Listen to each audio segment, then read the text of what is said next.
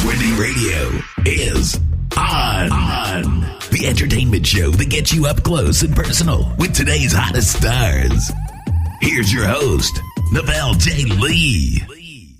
Hey, it's Novell J. Lee, and welcome into a new Buzzcast here at Buzzworthy Radio. I had the chance to sit down and speak a little bit with James Levine. He is a music composer, which you could best hear his stuff on American Horror Story as well as the Fox show Glee. We got to talk to him a little bit about how he came to work with Ryan Murphy, who also created both of those shows. All that, plus he's going to be involved in the behind-the-scenes music special at Comic-Con this Thursday. So any of you in the San Diego area and going to be at Comic-Con, make sure you guys check it out. We talked all that and more with James Levine. Check it out. Hi there. How's it going? I'm good. How are you? I'm good. Good. It's a bit of a crazy day. Just a little bit. Just ever so slightly. You know, you're coming, I think you're coming off of that high for the mere fact that, first of all, this is James Levine, who I'm talking to. He's let me introduce it the right way, though. He is an Emmy-nominated music composer. There we go. Congratulations, by the way. Yeah. Very recently. I'm fresh out of the oven as an Emmy-nominated composer. Yeah, thank you very much. Yeah. Very exciting, and I'm thrilled to be talking to you. Yeah. It was just. First of all, I got up early this morning just for that, and I'm like, I'm working off of 5 hours of sleep just for the nominations. I was like, oh, that's the guy I'm talking to today. So I know, it's great. It's great. I love it. Perfect timing. Exactly. It worked out well for everybody. I'm happy to be talking to you, and I'm, for many reasons. So it's all good. What was the initial reaction? You know, everybody's giving their Emmy reactions today, so now I get to ask for yours. What was your Emmy reaction like? I was very, very excited, and my wife, I think, was nervous because it was super early here. She's like, "What's going on? Why are you so happy? It's so early in the morning." And I think, and so I said, I got nominated for an Emmy, so I'm pretty thrilled. And my son has a pet gecko who started his first molting today, so it's a very exciting day all around the house. Oh, see, it's coming full circle. You know, it's.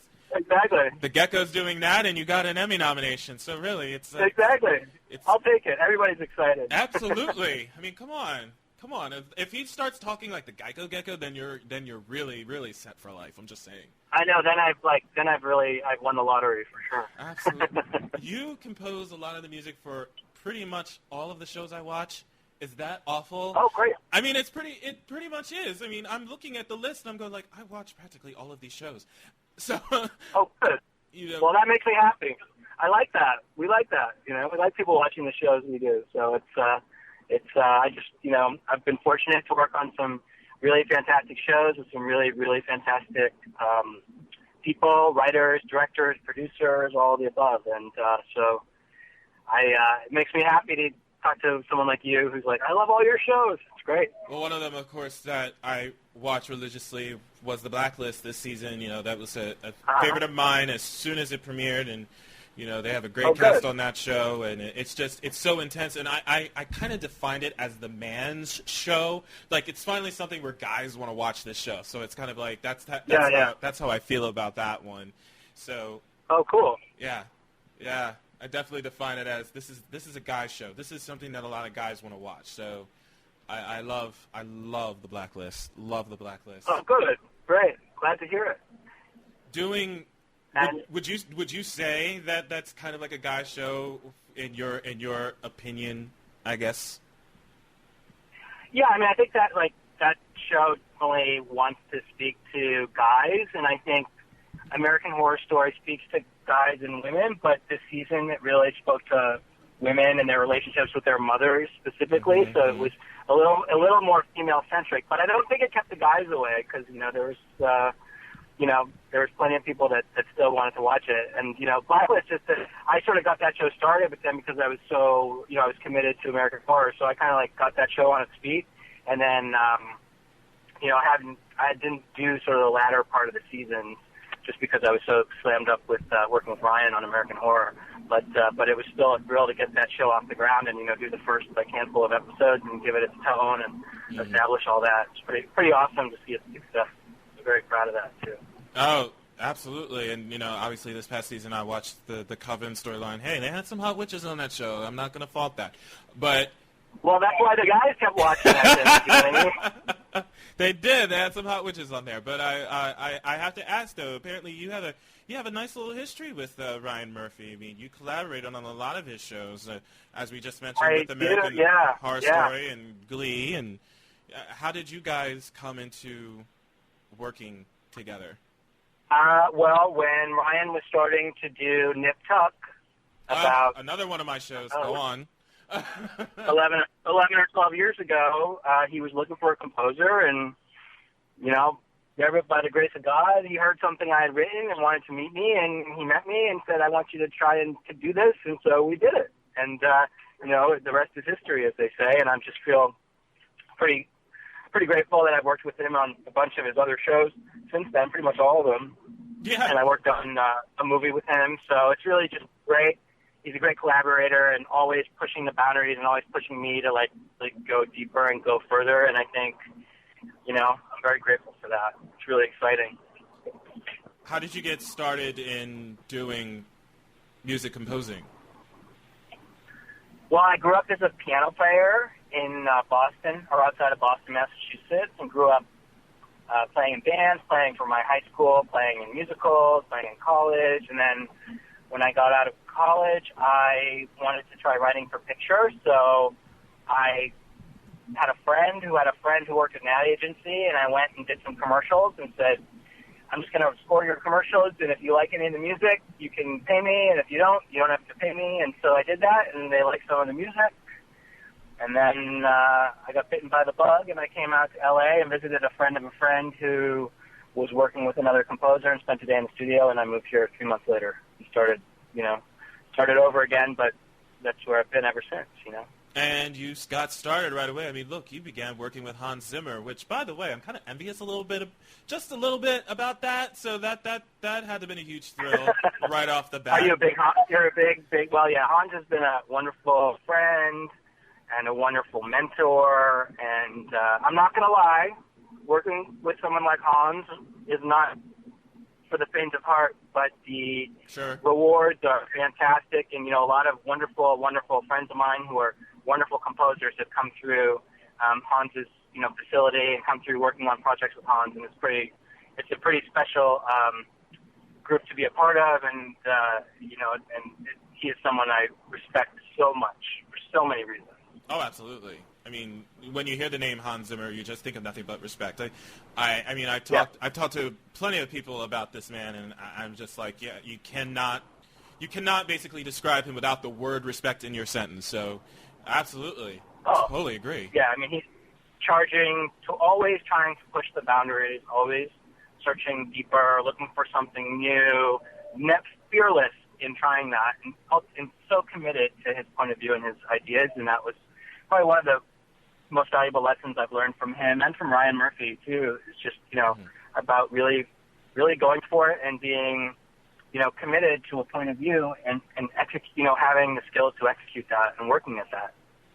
How long does it take you to compose music for a scene in a show? Like, does it come to you right away, or you're sitting there, you're contemplating, you're watching the scene, and you're going like, what can I do to make this work here? How can I make this scene stand out with music like this? Like, what goes into the thought process? It really depends.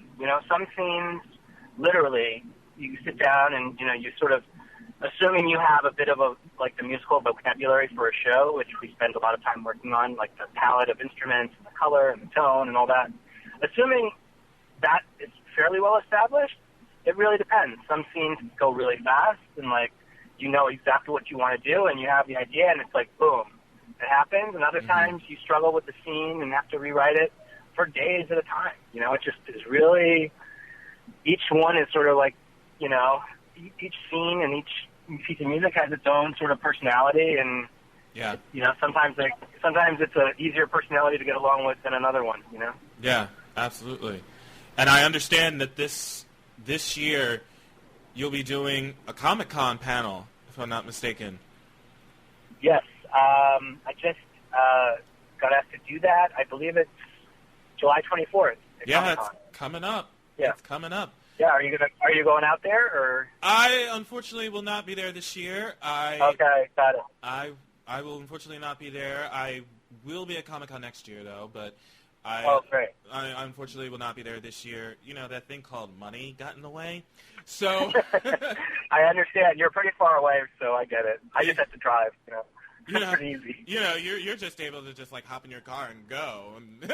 Yeah, exactly. I don't have to travel all across country and go through airports and all that junk. You know, you don't have to go through. You don't have to go through TSA and all that stuff like that. You know. I know, right? Yeah, but I'm kind of jealous of people going to Comic-Con because I'm always seeing a lot of pictures and videos from Comic-Con. I'm like, before I'm 6 feet under, it has to be done. Yeah, it's fun. I've done it once before. I thought you did. Yeah. Yeah, I did it a couple years ago, and I wasn't able to do it the last couple of years, I think, or the last year. Last year, I don't think I did it. I did it the year before last. And then I'll be going down in a few weeks, so I'm looking forward to that. What is the most fun thing about Comic-Con when you go to these events? Because, you know, it's always so packed. There's always people there that are very, very interesting, whether they're wearing, like, their favorite costume of a superhero or whatnot. Yeah. You know, it's just there's always something very, very fun about Comic-Con. Like, what's your opinion on that whenever you go to it? I mean, for me, like, I think that there's the spectacle of Comic-Con, which is, like, the sheer size and the people dressed up and, some rabid fans. But I think what is really cool is, for me, as a creative person and someone that is fortunate enough to work doing this, it's just sort of seeing the breadth of the panels and that it's sort of a very, very informational, educational, entertaining event for fans, and it goes deeper too, so you can learn a lot about the process of the shows and how they happen, whether it's music or whatever else. It's really fun. It's just like a really well-rounded event that I think it's done in a very fun, professional way where you're getting like solid information. It's not just like fluff, You're going to learn some interesting things about the process of how your favorite shows or movies get made. You kind of touched on what I was going to say, is that this event, you're kind of teaching them exactly what goes on to what they watch on television with the music that is conveyed on those shows. You're giving some insight into how you're creating the music that is creating the suspenseful scenes or the fun scenes or the lighthearted scenes of a television show. And so they're now getting a taste of what goes on behind the scenes of a show, what goes on behind the music of the show.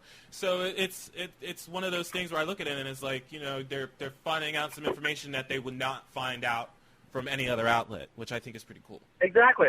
No, it's like a seminar almost, and it's not just fluff. It's like the real deal, like you're saying. Yeah. And do you have speaking of information about you, do you have a website that people can look up on you to? I don't. I'm kind of like a Luddite in that respect. I've never had a website. And wow. I don't know. I kind of. It's 2014 and you have no website. I don't know. I mean, you can go online and learn a lot about me. There's lots of interviews and IMDb, and all my projects are up there. So, I haven't done it. It's interesting. People ask me that all the time, but I don't know. I've never done it, and I'd probably get crazy and kooky and want it to be the most perfect thing ever, and it would drive me crazy. So I figure I'm going to stick to. I stick to writing music it's sort of what I feel like I know best at this point in my life. Fair enough.